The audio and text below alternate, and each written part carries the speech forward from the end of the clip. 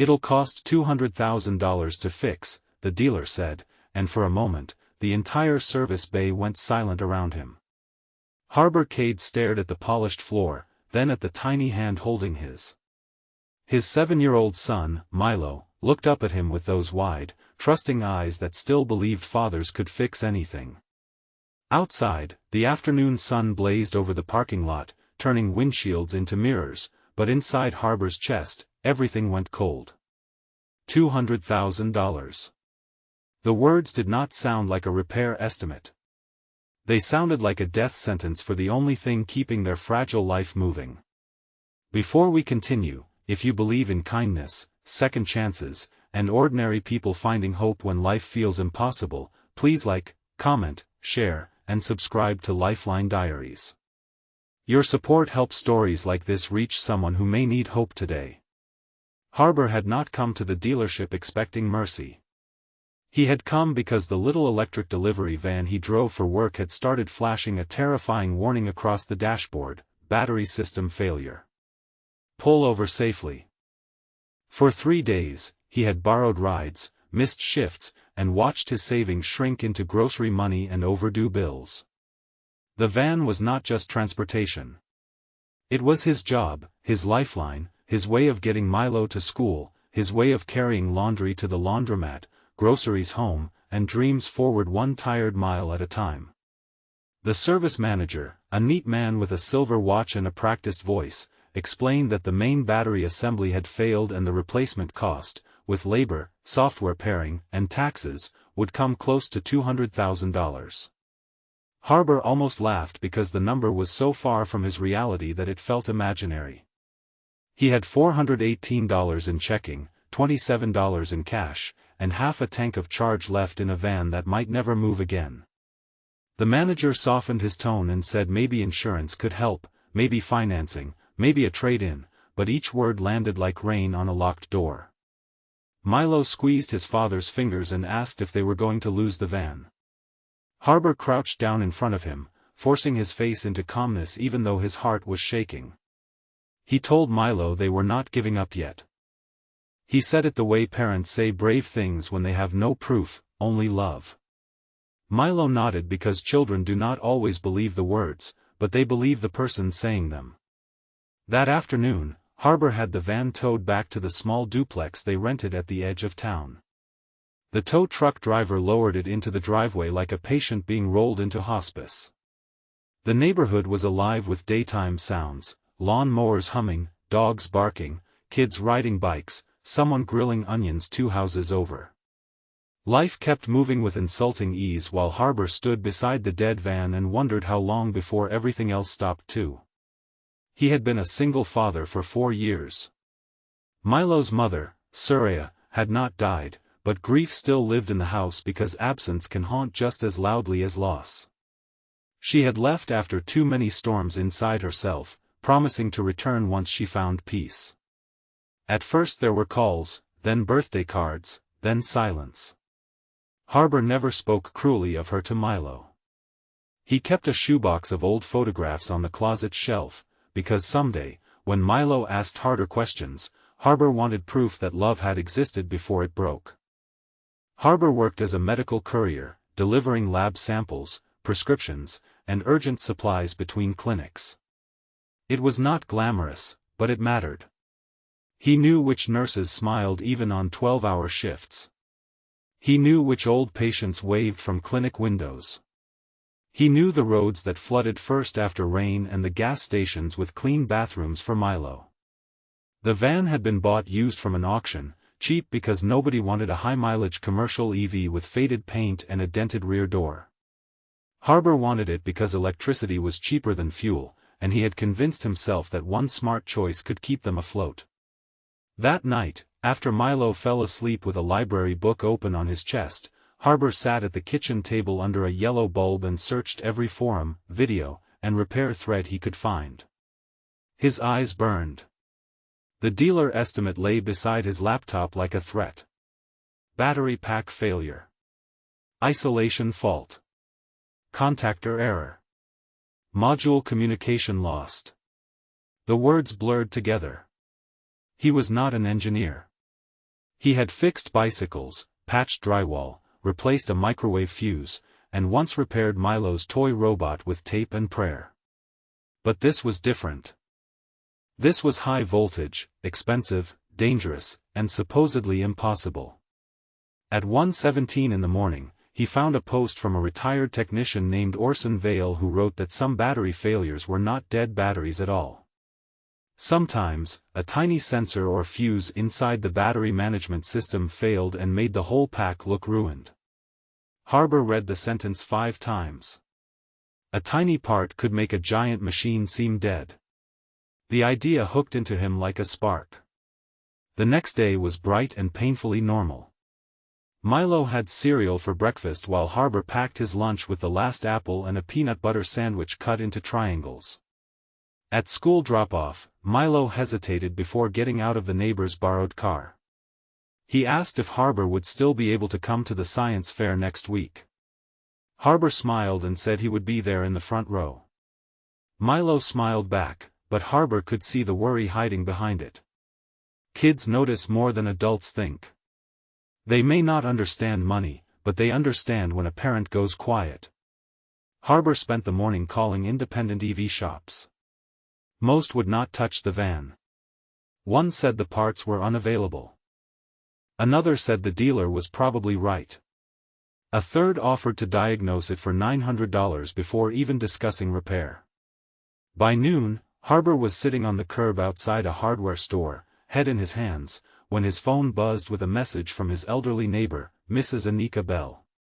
She had seen the tow truck and asked if he needed lunch.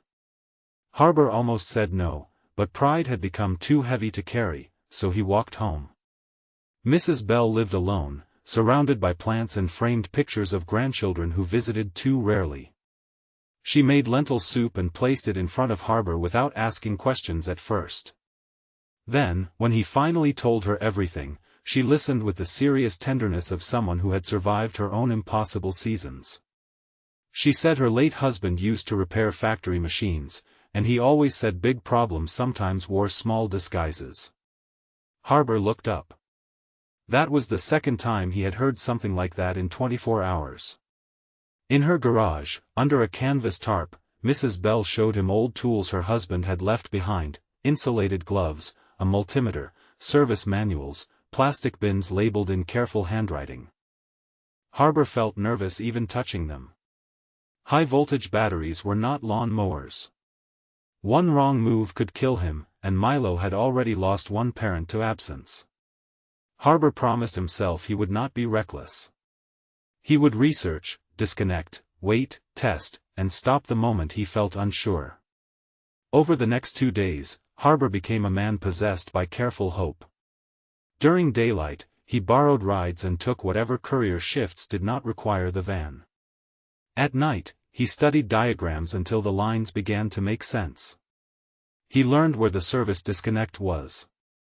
He learned how the battery management system monitored temperature, voltage, and safety. He learned that a failed precharge resistor, a small component that helps control the rush of electricity when the system wakes up, could trigger errors that looked catastrophic. The part cost $14 online.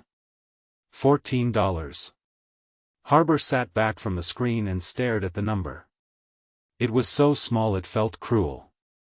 A world that could ask a desperate father for $200,000 might also hide the answer inside a part cheaper than 2 movie tickets.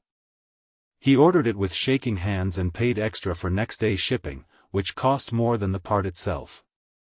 The following afternoon, the package arrived in a padded envelope small enough to fit in Milo's palm. Milo held it like treasure while Harbor laid tools across the driveway in clean rows. The sun was high, warm, and merciless, shining on the hood of the van and the sweat already forming at Harbor's temples. Mrs. Bell sat nearby in a folding chair with lemonade and a phone ready to call emergency services if needed, because kindness can also be practical. Harbor moved slowly. He disconnected the service plug. He waited. He checked voltage. He removed panels, one bolt at a time, labeling each piece with painter's tape. Milo watched from the porch steps, under strict orders not to come closer. Every sound seemed amplified, the click of a socket wrench, the soft scrape of plastic trim, the distant cry of a hawk circling over the neighborhood. Harbor's hands trembled once, and he stopped until they were steady again. Inside the access compartment, he found the small board he had seen in diagrams. Dust clung to the edges. One component looked slightly darkened, not exploded, not dramatic, just tired. Like a tiny burnt match in the heart of a silent machine. Harbor removed it and compared it to the new one. Same rating. Same shape. Same impossible promise. Installing the $14 part took less than 20 minutes. Getting the courage to power the van back on took nearly an hour. Harbor closed everything carefully, reconnected the service plug, and sat in the driver's seat. Milo stood behind Mrs. Bell, clutching her hand now instead of his father's. Harbor placed his thumb on the start button. For a second, he could not press it. He thought of rent.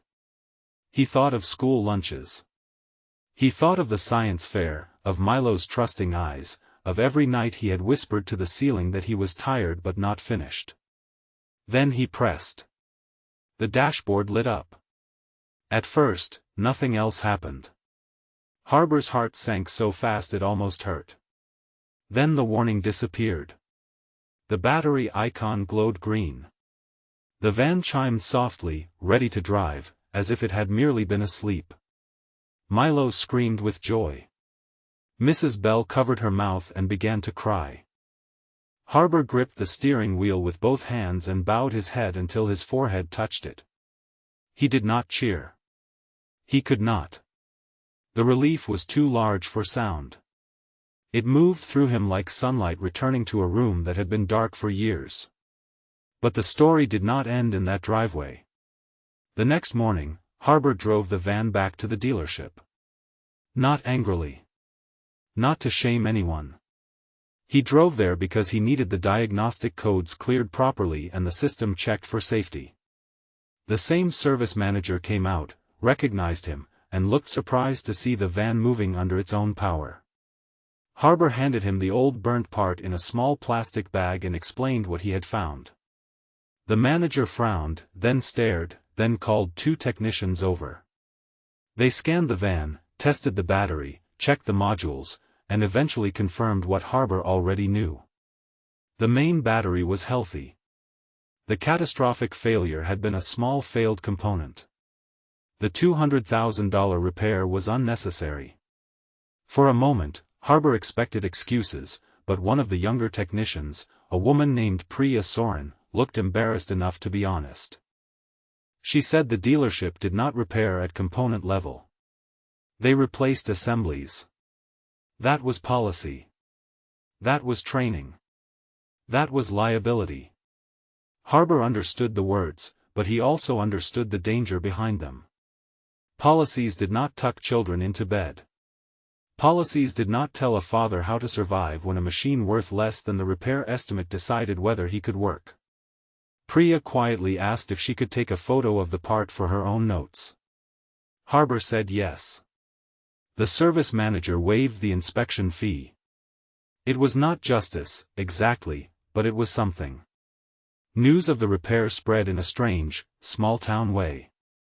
Mrs. Bell told her church group. A nurse at one clinic told another courier. Someone posted about it online after seeing Harbor's van parked outside the dealership with the caption, "Single dad beats $200,000 repair with $14 part." By evening, Harbor's phone would not stop buzzing. Most messages were kind. Some were angry at dealers. Some asked for help. Some came from people trapped under repair estimates they could not afford. Harbor did not pretend to be an expert. He replied carefully, telling people to be safe, to seek qualified help, to get second opinions, and to remember that a diagnosis was not always the same as the truth. Yet each message reminded him of something he had nearly forgotten: survival can become service. The thing that almost breaks you can become the thing you use to help someone else stand. A week later, Milo's science fair arrived under a golden morning sky. The school gym smelled like poster board, markers, cookies, and nervous children. Milo's project was titled Small Things That Make Big Things Work. On his table sat a simple circuit with a tiny resistor, a battery, and a little light bulb. When visitors pressed a button, the bulb glowed. Milo explained, with the seriousness of a professor, that sometimes people think the big thing is broken, but really one small part needs care. Harbor stood in the front row just as promised. He wore his cleanest shirt. His hands were rough, his eyes tired, and his heart full enough to ache. When Milo looked over and saw him there, his whole face changed. That look was worth more than any van, any paycheck, any victory over a dealership estimate. It was the look of a child realizing that promises can survive hard times. Near the end of the fair, Priya from the dealership appeared at the gym entrance. She had come on her lunch break. In her hand was a small envelope. Harbor stepped outside with her, unsure what to expect. Priya told him that after his visit, she had pushed for a meeting at work. She could not change the whole company, but she had convinced her manager to begin listing independent diagnostic options before recommending full assembly replacement on certain older vehicles. It was a small policy shift, maybe fragile, maybe temporary, but real. Then she handed him the envelope. Inside was a gift card from several technicians who had heard his story, enough to cover groceries for a month. Harbor tried to refuse, but Priya shook her head and said it was not charity. It was respect. Harbor looked through the gym doors at Milo proudly showing his little glowing bulb to classmates, and he accepted. Please comment, small parts, big miracles, if this story reminded you that hope can hide in the smallest places. Months later, Harbor's life was not suddenly easy. Rent still came due. Work still wore him down. Some nights he still sat at the kitchen table doing math that never seemed to love him back. But something inside the house had changed. The van in the driveway was no longer just a machine. It was a monument to patience, learning, neighbors, courage, and the stubborn love of a father who refused to let one impossible number decide his son's future. If this story touched your heart, please like the video, share it with someone who needs encouragement, comment your thoughts, and subscribe to Lifeline Diaries. Your kindness helps these stories travel farther than we ever could alone. On the last warm afternoon of summer, Harbor and Milo drove past the dealership, past the clinic routes, past the hardware store, and up to a hill overlooking the city. The sun poured gold across rooftops and trees, and the van hummed softly beneath them. Milo leaned against his father and asked if broken things could always be fixed. Harbor thought about the van, about Surya, about bills, about hearts, about all the things people carry quietly. Then he kissed the top of his son's head and said, not always, but more often than we think, especially when someone cares enough to look closer. And under that bright daytime sky, with a $14 part carrying them forward, a father and son sat together in the light, no longer waiting for life to become easy, only grateful that hope had started moving again.